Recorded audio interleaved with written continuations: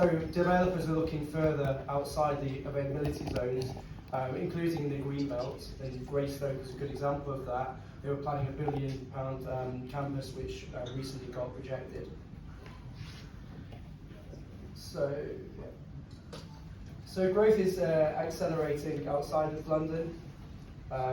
This is driven both by continuing demand for cloud services, but also AI workloads, which require larger campuses and higher densities.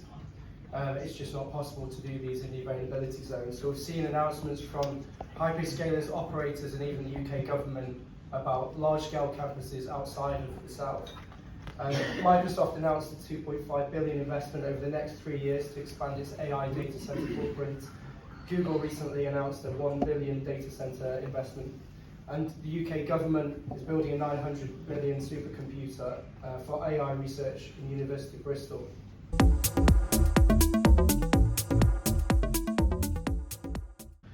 There's a lot of activity in the north, especially around Manchester, which we think is a key location and interesting site.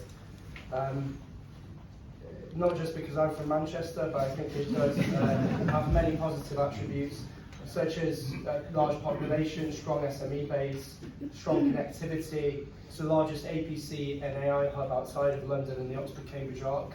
You've got the BBC campus up there, it's a university city. And we've had recent announcements of investment going into Manchester, such as KO Data, who announced $350 million investment last year. Global players like Equinix are developing in Salford, and you've even got smaller retail colo guys getting attention from institutional backers, such as UBS-backed Datum, who acquired Tel Data, and Luna Digital, a smaller player that received investment this year. But there's a question over customer types. I think KO Data has been incredibly successful in attracting HPC workloads in Harlow, which is outside of those key availability zones. Historically, hyperscalers have liked to co-locate around the main internet exchanges and connectivity hubs. The question is whether Manchester will be the place for hyperscalers, or whether there'll be an extension of London, perhaps into the north and the east, or maybe South Wales will be a hub where you've got NGD, Microsoft are already there, and it's slightly closer to Slough.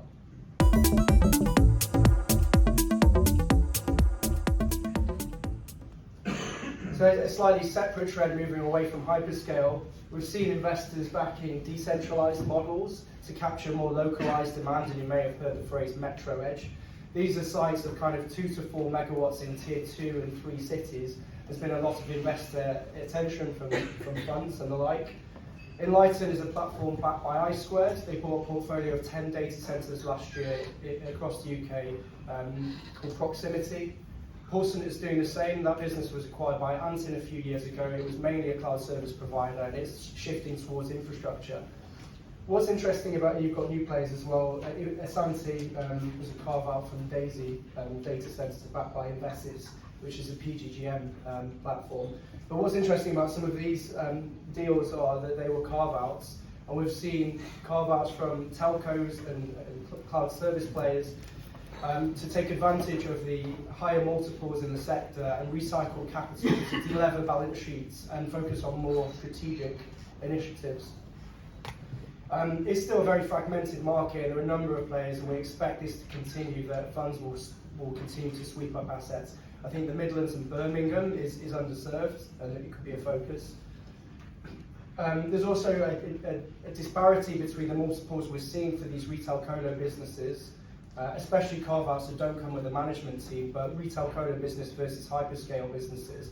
Obviously, hyperscale businesses, the hyperscalers come with strong credit ratings, longer contracts, sometimes 15 years, versus retail colo, different business models. The retail colo models are more diversified from a customer base, but shorter contracts and higher pricing.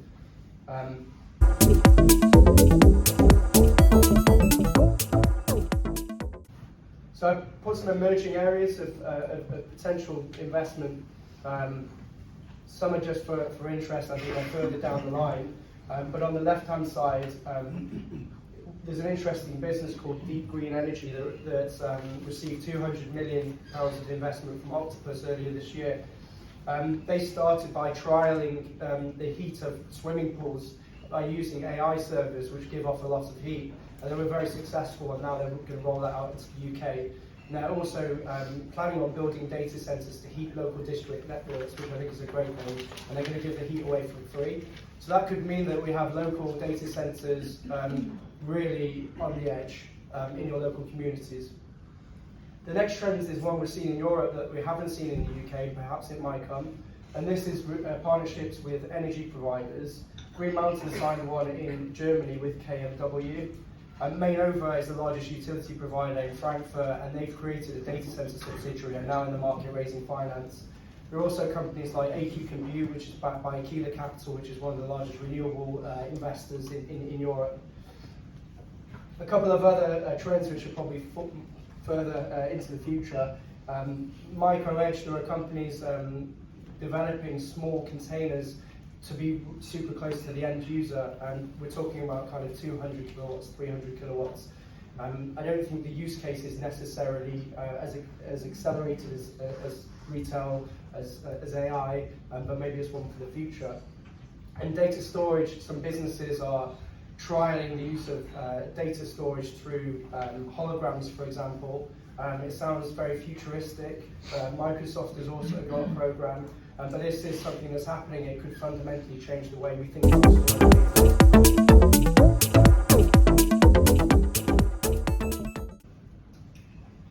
So I don't know how I'm doing for time, but a few conclusions and outlook. I think one thing we haven't mentioned is the large scale of campuses and investment that's needed. Liquidity is becoming an issue for larger deals as platforms continue to grow. So contracts are bigger, demand has increased, and we need deeper pockets. And I think coupled with this has been a rise in interest rates, which has made access to capital more difficult. I think we have seen that debt markets are improving and there's some inflation management, so it's not all doom and gloom.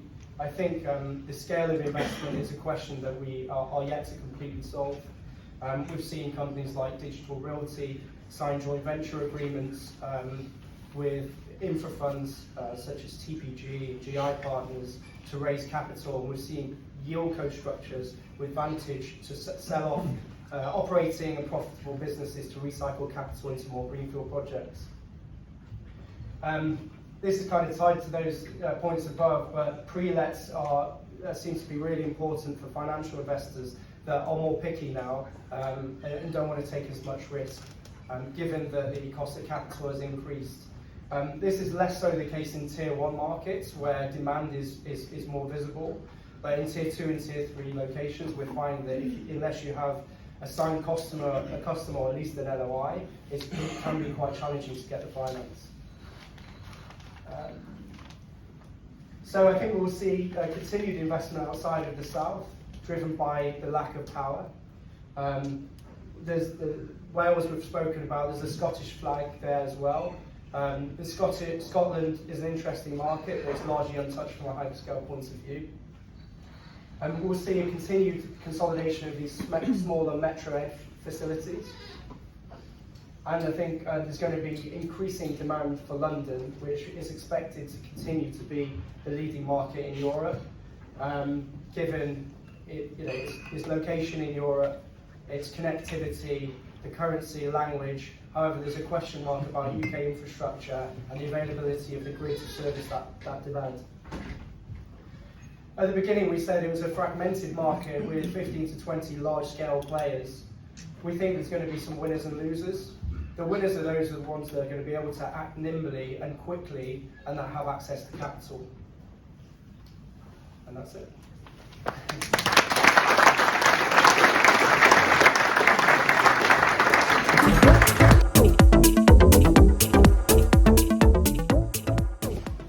Next, and maybe I'll hand over to our fellow panelists to introduce themselves, starting with Matt at the end.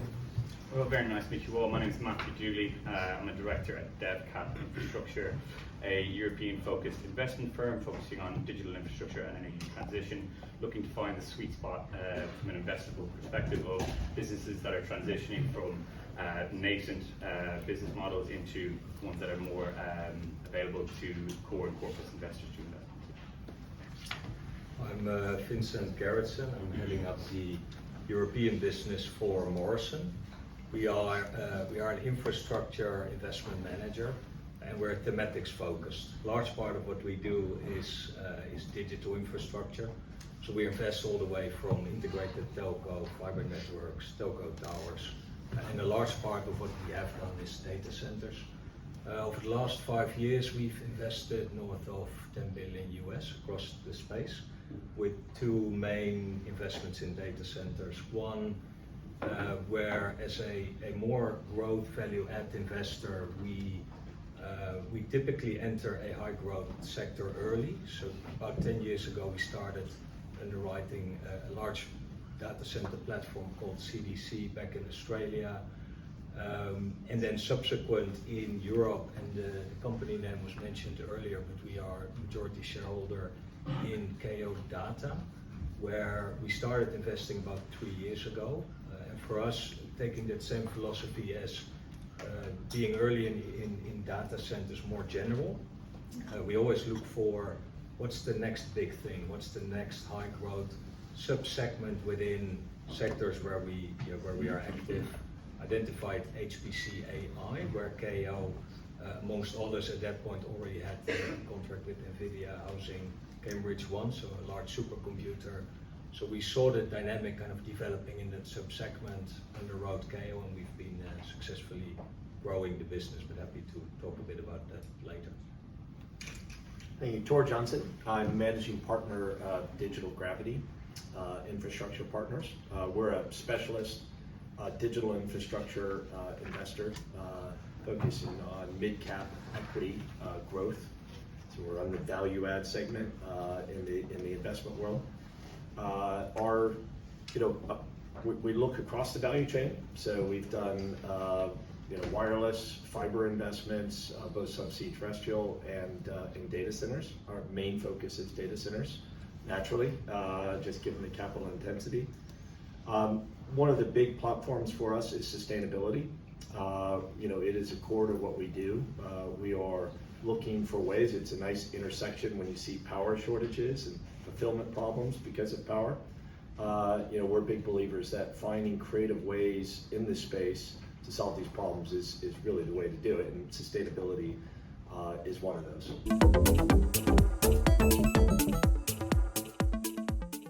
Thanks. So maybe the first one to Vince. Where do you focus your investment strategy at the moment around data centers? So just backing into the profile as an investor, more growth value add oriented, it does kind of direct the investment strategy, where overall I think in the data center industry from an investment point of view, there's a huge landscape you can invest in, and you hinted on funding and the capital hungry companies and platforms that are out there. So if you then look at that value add growth end of the spectrum, what I mentioned, the entry point was AI HPC a couple of years ago. That's kind of a very demanding use case, and so there we built initial credentials. From there, we with management looked at how can we expand the platform. We brought in financial services, we brought in some next generation hyperscale, but some very high growth hyperscale cloud companies that are there. So I think from that entry point, we are now all about growing and scaling. How can we give more runway in the locations where we are? Number one. How can we provide multiple sites as well to become more relevant for large high growth companies? And one of the examples is Manchester that you mentioned earlier. I didn't know you were born there, otherwise that could have been a reason. But if you look at that ecosystem and the overflow from London, we were connecting the dots. Number one, you've got a good kind of a set of eyeballs, a couple of kind of clusters sector-wise that have local use cases. That won't fill up everything we are developing. So there's a second kind of use case, which is overflow from London. And then number three, AI type use cases. So kind of in our investment case, we think all of the above, and we're having a kind of advanced dialogue with potential clients, both local as well as those AI hyperscale developments. Number three, I think it's the leveling up agenda. If you look at UK, if you look at economic activity, if you look at government support, it's also about where can we work together with government to create economic activity and growth. So that's kind of the interplay. It's So super interesting. Yes, we try to be one step ahead and provide solutions. Thank you. And Dawn, maybe, where are you seeing investment opportunities at the moment? Well, you've answered a lot of them right there. Actually, for us, what's interesting is that and one of the themes you take away is that there's an opportunity, clearly, growth, normal enterprise and cloud growth, but also AI really fueling more growth. But underneath all that, there are some problems brewing, right, with power and fulfillment issues, but also sustainability, right? We the largest customers in the space have clearly identified very ambitious targets that they will have to hit, and I think that creates opportunities for problem solvers, and that's what investors are here to do. We're here to solve problems. If it was ultimately very linear in growth, it's not. It's logarithmic. If it was linear in function, it would be the traditional players. But one of the reasons why really three mid cap, small cap investors up here, we're here to solve problems. That's what we do. We align ourselves with the entrepreneurial class, figure out how to be creative about being first to a trend, if you will, or finding creative ways to solve an issue. And I think that's one of the great things about at this point in time in the market. There are problems to be solved, and hopefully our job, certainly as a managing partner, is get enough smart people around me to help solve those problems. One for you, Matt. Could I just add to that point, maybe on Edge? I think it's a really interesting topic. I agree with Sigo. I think the Edge thesis will be borne out over the next couple of years. I think obviously it's taken a bit longer to maybe bear fruit, but that's down mostly to the inertia that's been seen in the flat markets, hyperscalers being a bit more wed to the hub model as opposed to a network architecture model. But I think I'm actually plagiarizing someone here in the audience when they said that the edge is an architecture looking for a use case. And I think what's going to distinguish the operators that are able to succeed in monetizing this theme are those that are able to drive innovation and to really bring the use cases to their customers, as opposed to waiting for the customers to come to them because of their network architecture. So I think that's something that we're going to see get borne out over the next couple of years. You used a really good example, Deep Green. I think they're specialists in being able to reuse heat. That I think is an excellent way to extract all the potential from that this essential data center. Excellent. And maybe Vincent, what you're seeing is the key investment risks in our sector at the moment. Yeah, there's a couple of kind of usual suspects if you think about connection and getting power, right? It's a risk, as in it's not available abundantly.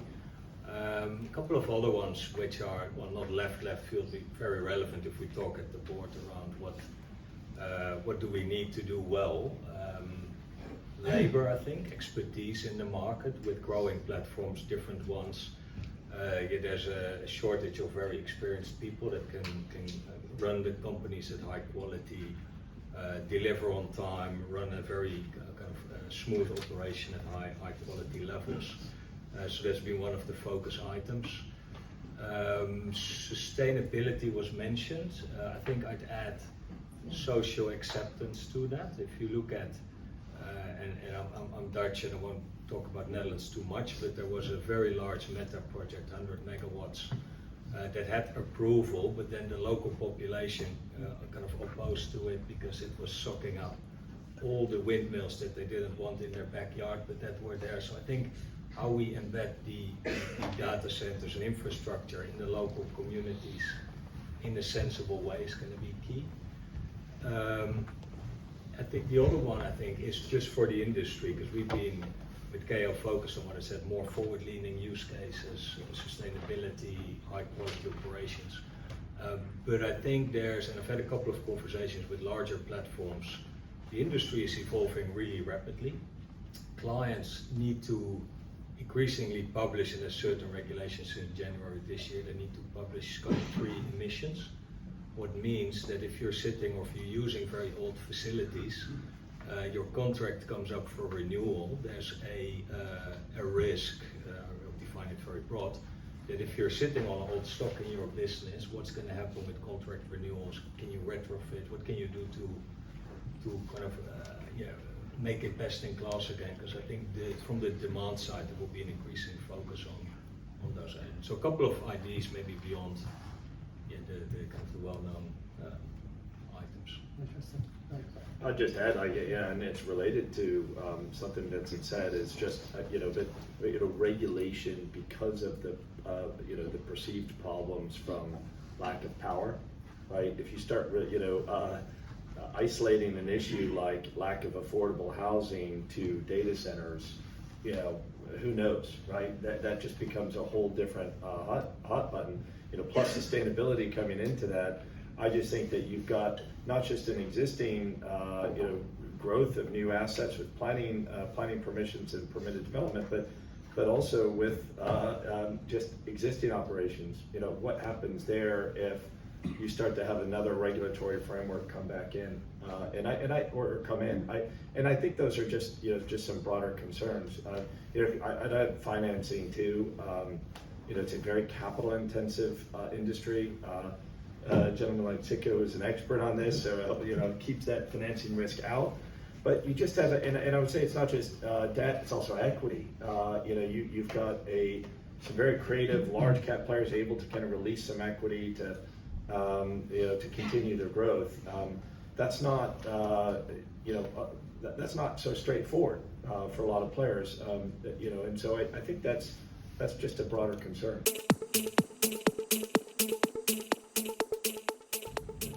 A lot of interesting points there. I guess linked to that, Paul, how are you seeing kind of M&A pricing and the development of that over the past kind of 18 to 24 months? Have you seen a shift? Have valuations remained robust? Or? Yeah. In some ways, yes. I mean, I think there is a scarcity problem for high quality portfolios, and so that has kept kind of that core yielding price, I would argue, somewhat up. Dented a bit by the financing costs, but I think overall, and this is really oriented towards more of the growth side. I think you are seeing that the multiples have come down a bit. I think you might argue it's kind of a function of the quality of opportunities have diminished a little bit, but I think undoubtedly this broad rush into digital infrastructure that I would call it from the infra community, and I'll leave it at that. I mean, you could argue it's been there with pension funds and some other institutional investors coming from the real estate side for a long time, but the broad rush is definitely, in my opinion, it's obviously there's a lot of demand and it's an interesting sector. It's certainly now seen as a core part of infrastructure. But a lot of people are getting burned, right? So you've got fiber investments in the UK. You can't really talk about digital infrastructure without talking about that. There are people that a lot of funds are going to struggle with that, and that connectivity that they expected is just not. The conversions to fee-paying customers is just not there. Now I'd add to a risk, by the way, going back is like. People losing money in that space or not having good business plans. You'd say wholesale fiber, you're going to see a little bit of the same. Like ultimately, does that dent the network connectivity that we fundamentally need for this evolving data center landscape, particularly the AI loads, the edge, the other edge cases, like that is requiring much more network. So I worry about that, but that hopefully creates interesting investment opportunities. Again, coming back to the theme of creativity and finding ways to support some of this growth.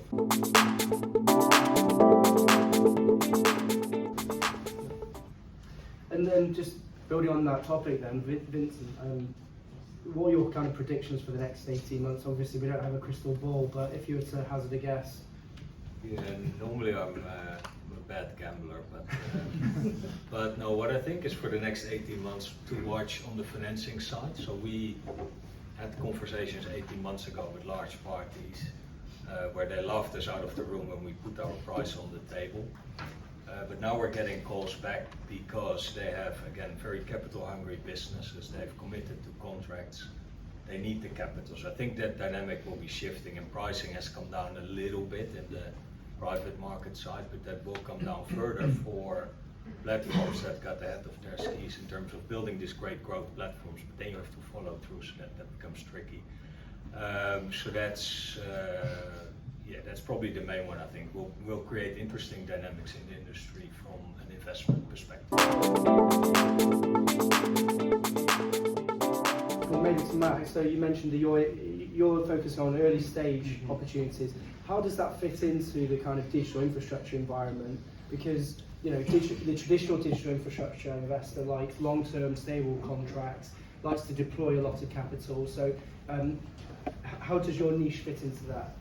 It's a very good question. I think we kind of see ourselves as a value add player, and obviously there's a lot of different areas within the data center lifecycle to invest in, obviously from very mature to a much more speculative, and I think we would probably find ourselves on the more speculative end. To give you an example of where we see maybe an opportunity in the future, and it's actually going to be born out of where we see risk, is around data sovereignty. So obviously with the adoption of AI and cloud-based AI, that's going to have to transition across borders, and therefore it's going to be very important to understand the regulations across those borders to ensure a reliable service.